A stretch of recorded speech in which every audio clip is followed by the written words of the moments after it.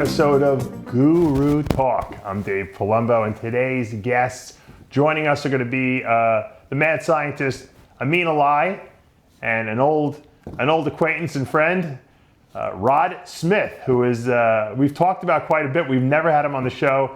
He's a bodybuilder from the 90s who was around the time of Don Long and Craig Titus and competed with alongside me and some of the other guys from the 90s. And Ameen is bringing him back. He's resurrecting him for a comeback. Rod, welcome to the show. Welcome, Dave. Thank you for bringing him aboard. Now, Ameen, where'd you dig this guy up again? You know, Rod actually found me. He worked out at Olympus Gym, the gym that Dave Bautista and King Kamali worked out at, and Roger Stone worked out at. And he was by far the most impressive person in the gym. And strikingly enough, we just kind of like kicked it off. We became friends, and I got to be honest with you, Dave. This is my oldest and best friend right here. Wow. I've known him since I was 17, 18 years old. Rod, do you know Roger Stone too from the gym? Yeah, I know Roger. I actually worked with Roger a little bit. I just trained him. I think Ameen's brother trained him first. Right. And he moved to New York. Dean did. And I took over training Roger there. That's funny. Now, were you surprised that Roger's going to jail or possibly going to jail? Jesus. I think you play on that level, you have to watch yourself on every turn. Yeah. And I'd be surprised if he actually does anything, because you got to understand, a guy that's been on that level that long, the sword cuts both ways, right? Yeah, that's true. I mean, you probably are the closest to Roger right now.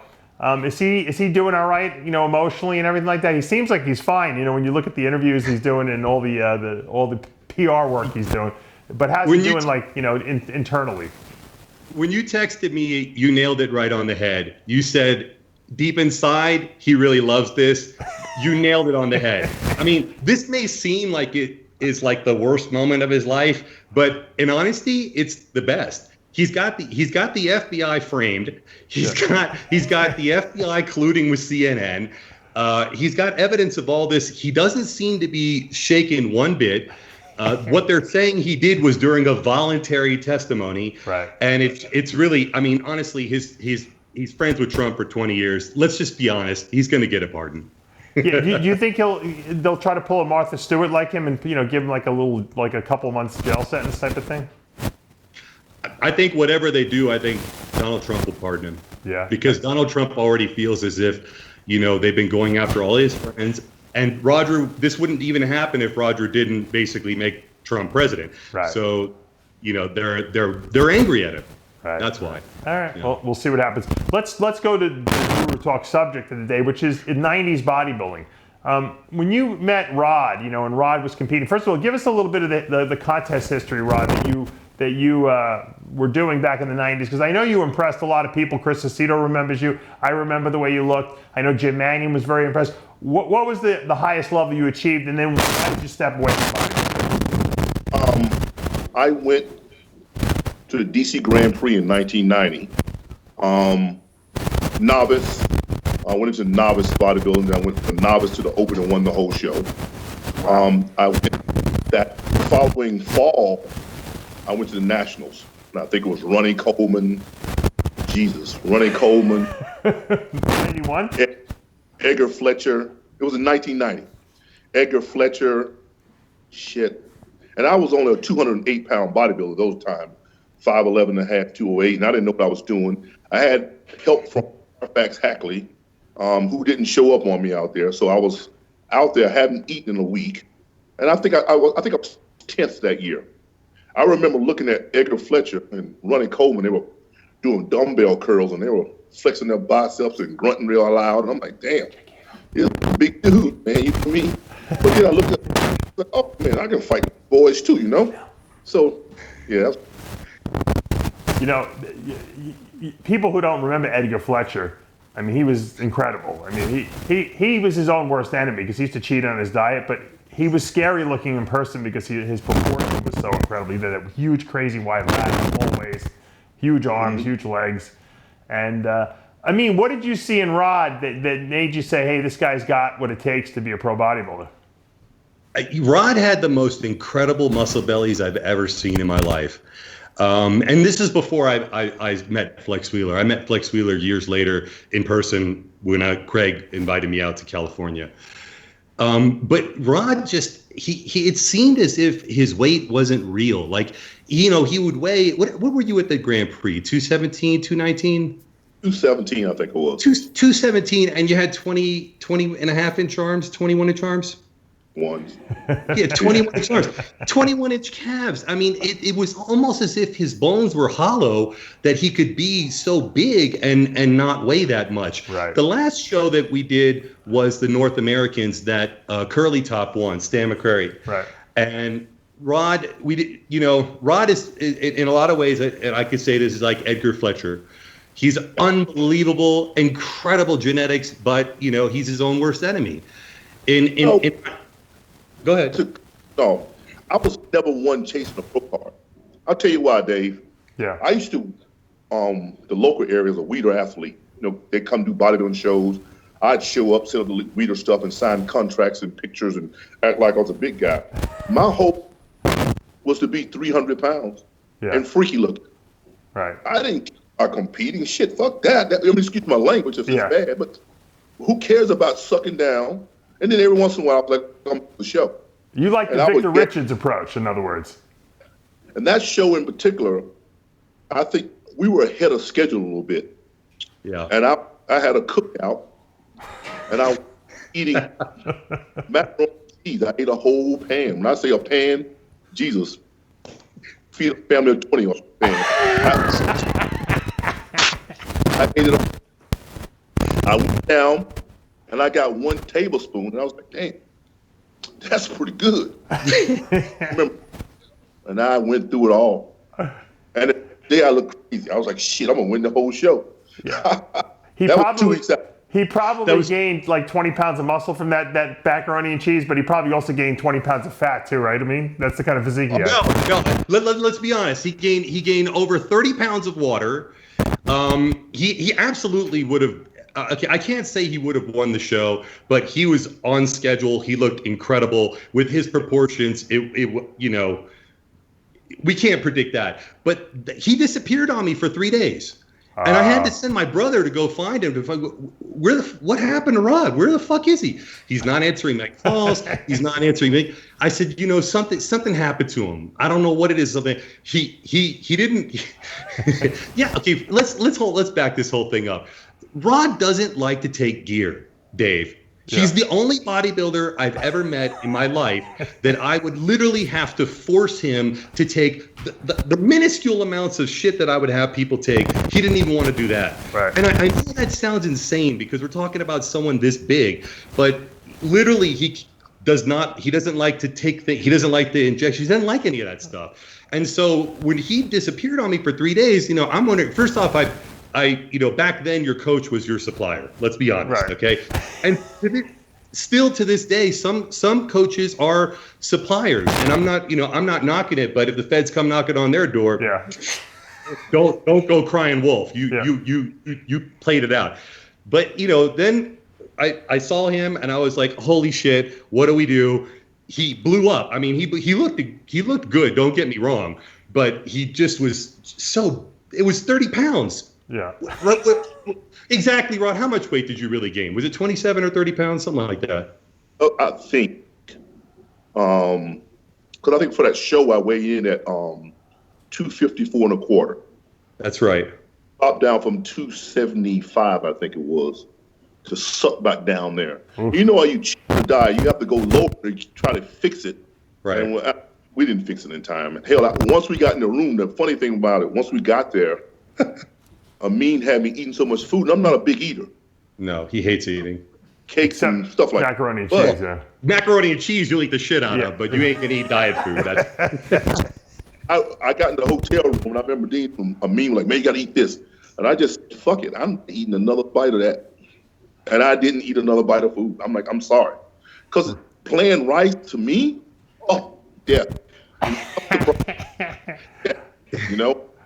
guys like Great. me, I mean, I loved guys like Rod Smith back when I was competing because there's no way guys like him should have ever beat me, but I just would outwork him and outcondition him Oh, yeah. and beat him. Totally. Yeah. Listen, man. I honestly, looking back on it, I have to maybe apologize. I guess I'm sorry, Rod. I think I manipulated you to compete. I don't really wanted to. I think I forced you to do it, and you did it because you're my friend. I wanted to win was Kevin Levroni's show. Yeah. Blown. It was the inaugural year of that show. That was the show I wanted to win. You know what I mean?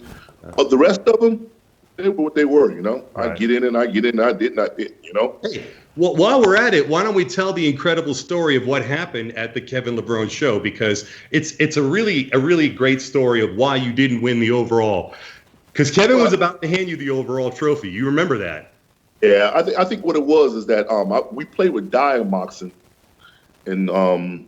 it's okay to say this stuff, right, Dave? Yeah, absolutely. I'm okay That's with Guru it, Talk. man. You can tell everybody what we did. It's fine. Lasix at the time. And what it was, Ameen told me, hey, just take this amount, Rod. Well, you know, naturally, I said, shit, if I take that amount, what if I take more?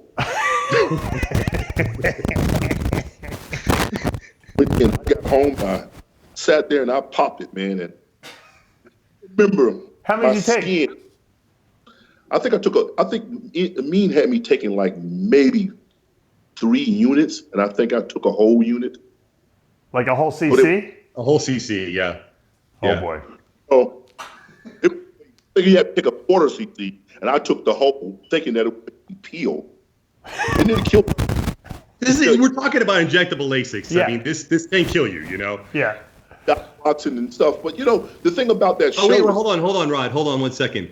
I don't think Dave remembers this, but it's not available anymore. We had injectable Diamox. Okay. It was a reconstitute. It was the water like ACG you added to the powder. Right. I had never even taken it myself, but I had incredible connections in the hospital, and so we needed the strongest diuretic available. Right. So I got this. So. Right. It, So how many milligrams were you having him take of the stuff with the quarter CC?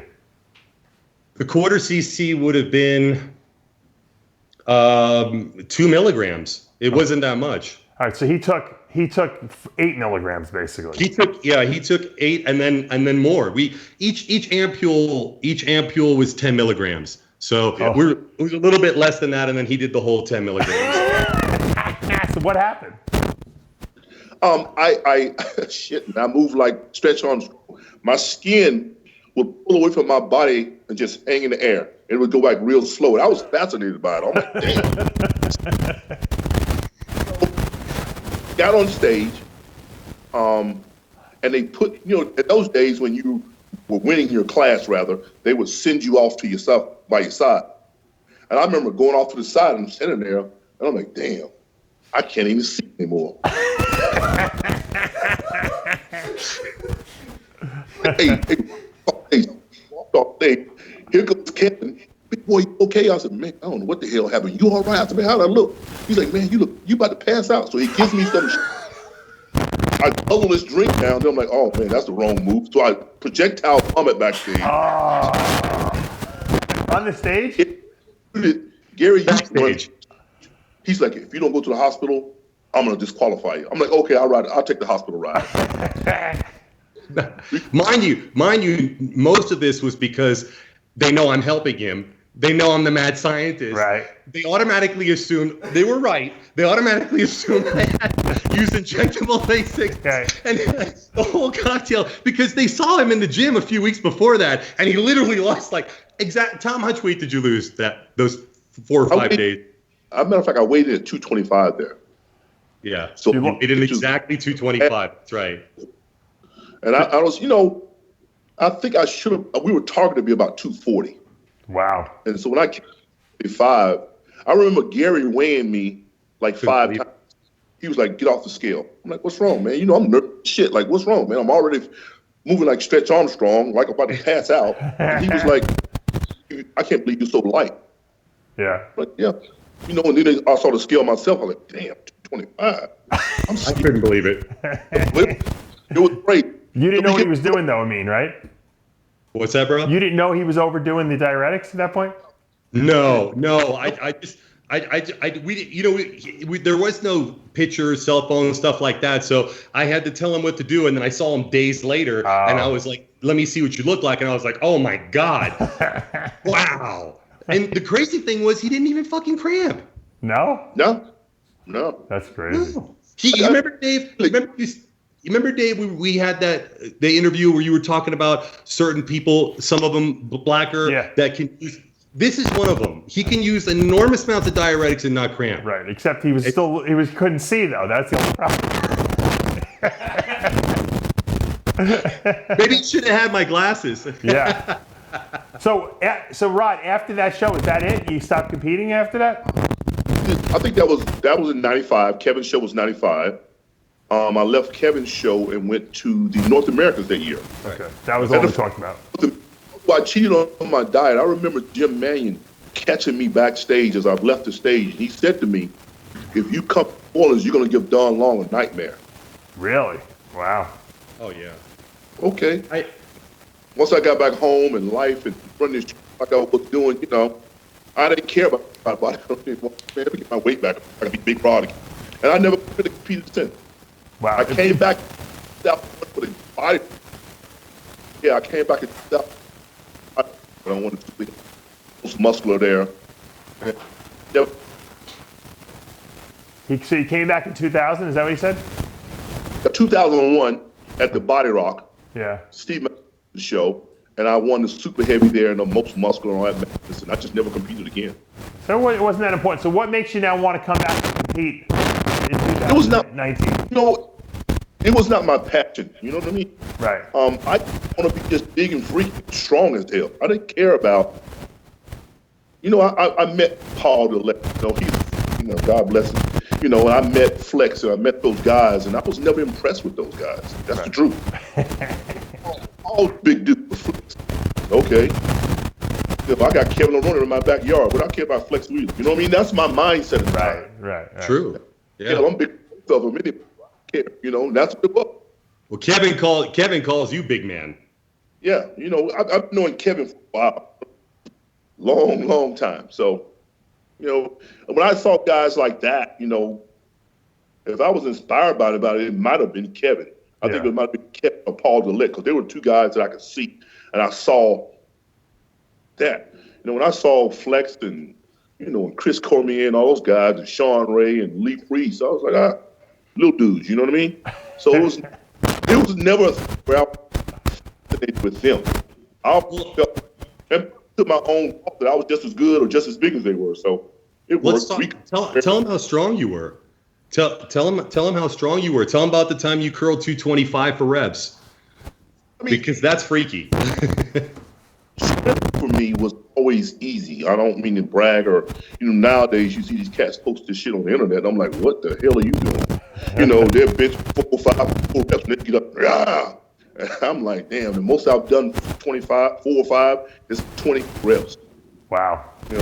This was before knee sleeves and arm braces came about. You know what I mean? Yeah. But these guys nowadays, they post these incredible feats they think, but I'm like, man, that's you weak dudes, particularly if you know the gear line. You know what I mean? Sure. Some of these guys baby and still slams.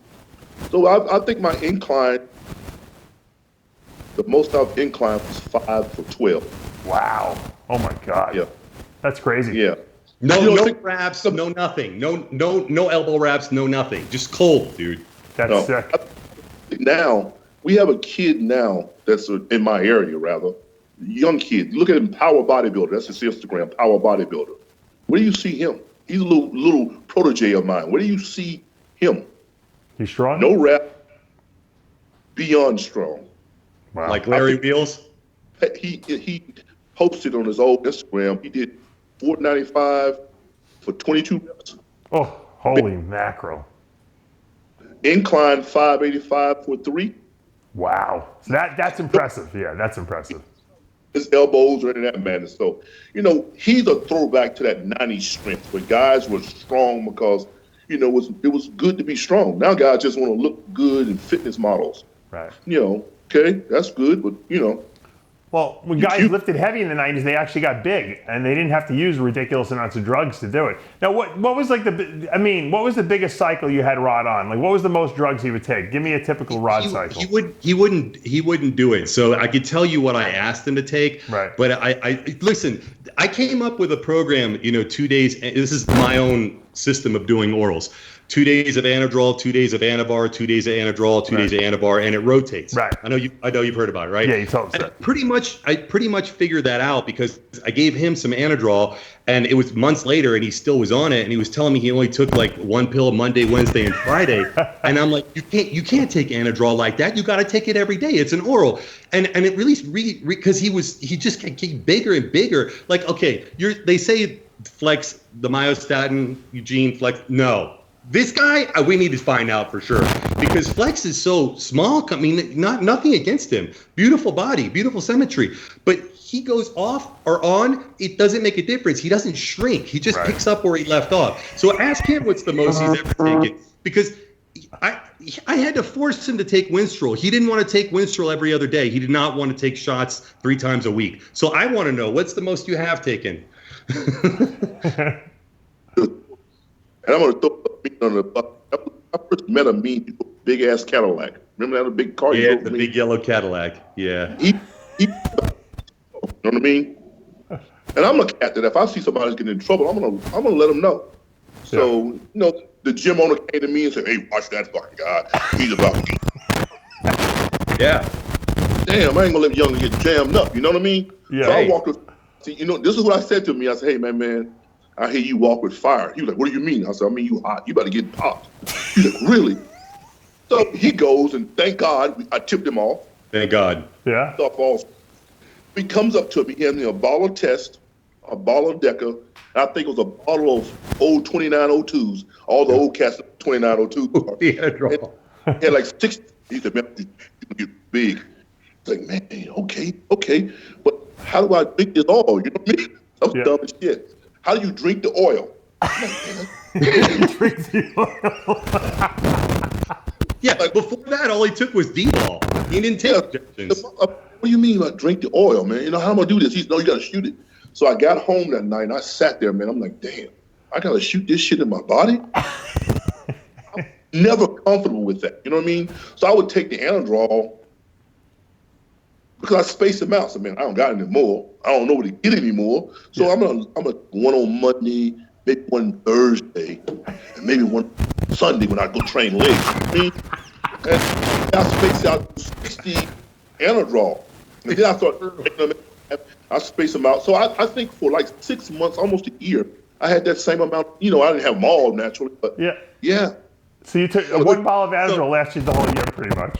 He tipped me off right before I got popped by the feds when I was 19. Oh. I don't know. I know you know this. I got busted for steroid distribution at 19 by the FBI, not local cops. Yeah. But I actually cleaned I was living in my mother's apartment. They came in right at 6 o'clock like they always do. Yeah. They had the key to the door. They didn't have to knock or anything because they lived in an apartment complex. And thank God, because of him, I cleaned everything out. I already knew there was no point. So I gave him, and it was the beginning of me not even, I already thought he was taking stuff. I had no idea he didn't know how to inject something. He was already huge. He already had 21-inch arms, man. That's funny.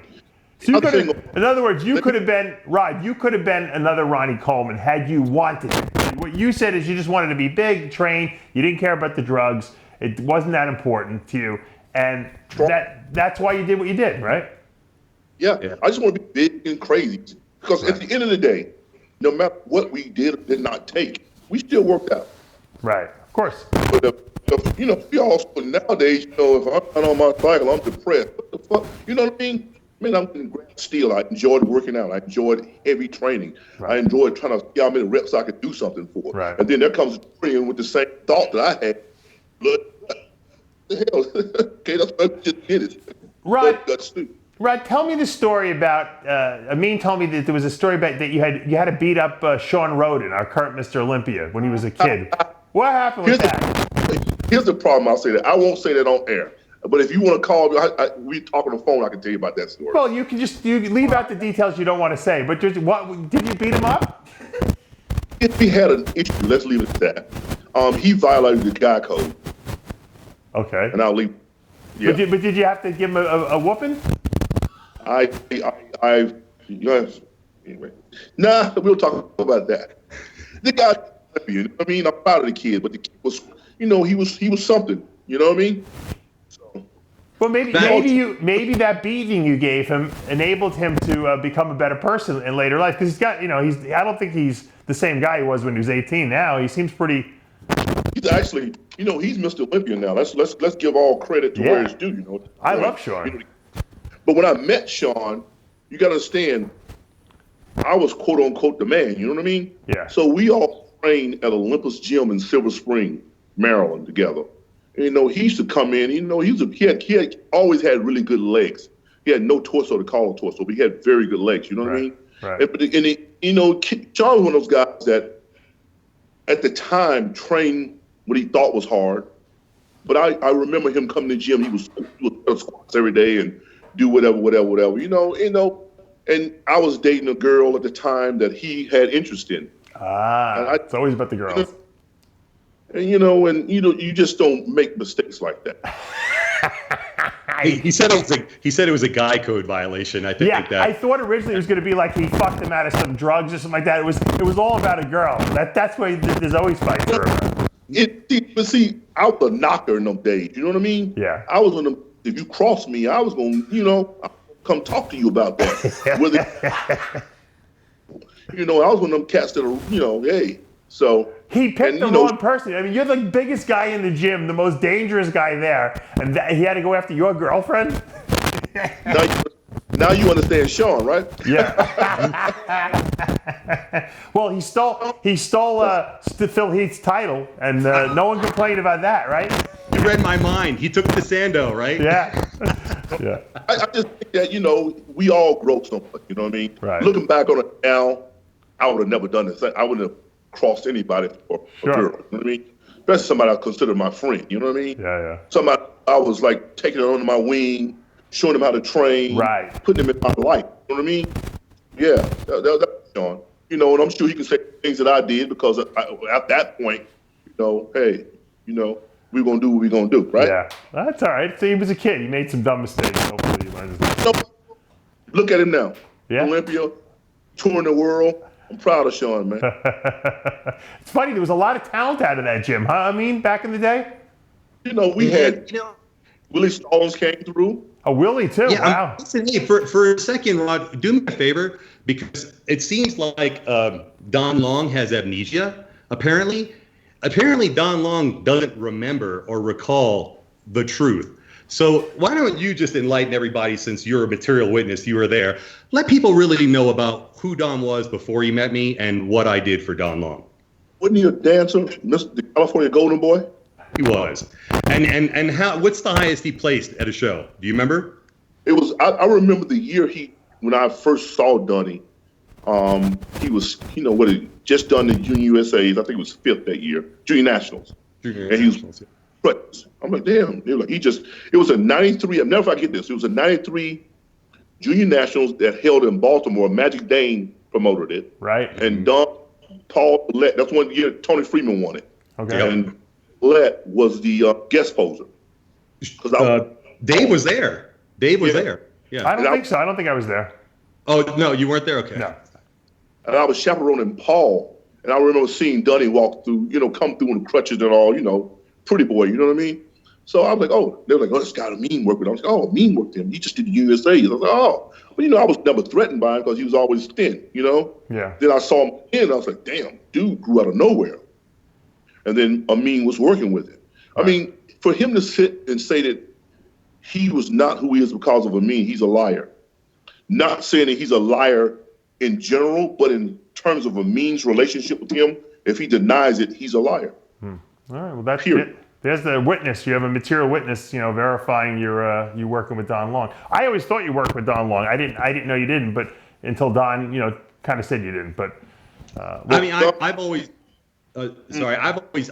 said whenever he gets the opportunity to. I know right now he's not able to do any interviews because he's in jail. Yeah. He's right. But whenever he would like to do a debate on me, I'm pretty sure he can't even name half the stuff I had him using. I'm almost positive. Like I know at some point you guys' relationship turned, but from what I understand and what I knew, you got Don on the path to being Don. You know what I mean? Granted, a lot of times Ameen couldn't go to certain shows because Ameen was in some type of trouble, you know? Right. But anyway, but I remember when Don and RJ tried to rob you? They did. They did. Wow. Let's go ahead and tell the story. Let's tell the story because I don't want to say anything myself, but since you brought it up, why don't we go ahead and tell everybody? Well, you tell the story because Rod can verify it, unless Rod wants to tell the story. Story to me. Go ahead. Okay, well, I had a friend staying with me. He's no longer alive. He was my workout partner. His name is Tom. He was addicted to Nubane and Stadol. Lo and behold, he took some money from Don that he said he was going to get him some test or something for, and he used it for drugs, for Nubane or Stadol. At this time, we were really getting good at the art of prescription fraud. This is one of the things I've been arrested for. We would literally forge prescriptions and get whatever we wanted. So then one night, all of a sudden, Don and RJ come to my apartment with a gun and basically held up Tom with a gun, by the way. Whoa. I'm not kidding. Wow. Actual gun. He came with a gun. Don actually punched me, and I said to him, "Who are you, dude? Like, I thought we were friends." And then he was like, "Stay out of this. This is between Tom and I." I was like, "You're in my fucking apartment, man. You have a gun. You have a gun in my apartment. Who are you? Like, who the fuck are you? You are not the same guy that I've been helping for years." And this was basically when he found out I was helping Craig because he didn't put me in the magazines. Why, I don't know. He put everybody, including his dog, the gym owners, everyone got written about in the magazines except me, who was the one who I supplied him. I actually gave him money to compete. Wow. I helped him get his Vibrant contract. I helped negotiate his marriage because his marriage was rocky and his wife was supporting him. I helped them stay together so he could turn pro. We had a 3-year plan and it worked. Once he found out that I was helping Craig, that's when he turned on me and he came to my house with a gun, basically holding up Tom for any money that he had on him. Tom gave him whatever he had. They ended up leaving after they roughed up Tom pretty bad. This was my training partner, and he didn't deserve this. Over $75, I think it was. Wow. So you got too much drama in your life, Ameen, back then. Holy mackerel. You don't know the half of it. Not a giant guy. Tom is not a big guy. What do you fucking need a gun for, right? You, a little Iranian guy and a little Chinese guy. RJ, 6'5". RJ was big. Come on, man. Don was 290. Don was 290. He was sweating real bad. He was sweating really bad. Yeah, that's when he had to carry the washcloth with him wherever he went because he was sweating profusely. But this is what it all boils down to, is between 1992 and 1993, okay, he put on 30 pounds of contest muscle. That I 100% every single bit of that was because of me, except for the work that he did in the gym and the food that he put in his mouth. Other than that, everything else was totally a plan. It was actually a written out plan for him to do. It was a 2-year plan. It had every week by week. It was about 20 pages thick. I gave it to him. It probably still has it. Rod, you still have some of my plans. I remember. I'll tell you when I remember Don. I remember Champions Day. Remember Champions Day Bob Bonham used to hold at his gym? Don showed up at Champions Day in '95 before he won the Nationals that year, later in the year. And I was like, and we used to compare ourselves there. And the only time you saw people was in person. There was no phones and internet. And I saw Don walk into the gym. I'm like, holy shit, he's huge. And I was pretty big then too, but I couldn't believe how much size he had put on. It was crazy. Yeah. I mean, the first person that I really did growth and insulin with, he couldn't get growth. He didn't even know what insulin was. He had no idea how to do orals, rotate anything. Remember, this guy couldn't even place well at a local show. He came up to me after I won the DC Grand Prix at 19 as a novice and open. So David Lieberman won the overall show. And he'll tell you, for a 19-year-old, I was in really good condition. I was in such good condition that he was working out at the gym that we worked out at, Ironworks, which was another gym that I trained at. And he said, I want to look like you. I'm doing the junior nationals.